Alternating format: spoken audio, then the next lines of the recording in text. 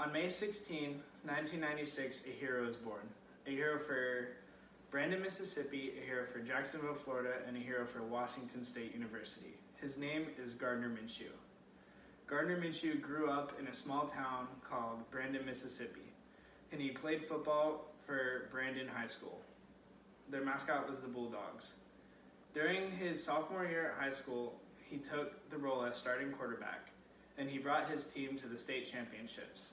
Although they lost, he came back his senior year and brought them back, and then they won the state championships. This had many colleges looking at him for recruiting him. He had many colleges look at him, but the one that stood out the most was Troy University. And so he took the scholarship opportunity to Troy University and graduated from high school early and went there for the second semester of his senior year of high school. While he was there, they cut the funding for their football team, so he lost his scholarship and he was forced to move. So going into his freshman year of college, he transferred to Northwest Mississippi Community College, where he played his first few years of football. His first year at the community college, he led his team to the NICAA National Championships. He completed the season with a 60.8% completion rating. He then transferred to Eastern Carolina University, where he only played in 7 games his first year there and shared time with a Duke transfer his second year. He finished his season with 2,140 yards passing and 16 touchdowns. After this season, he graduated with his bachelor's degree, but he still had 1 more year of eligibility since he only has played 3 years of football. He committed to go to the Washington State University, where he had a stellar season. He broke many of the school's record with 11 wins.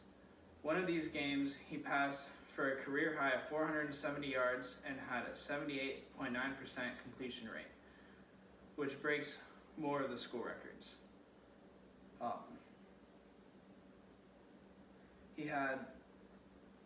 He also won the Jimmy Unitas Golden Arm Award, was named the Pac-12 Offensive Player of the Year, and was 5th in votes for the Heisman Trophy.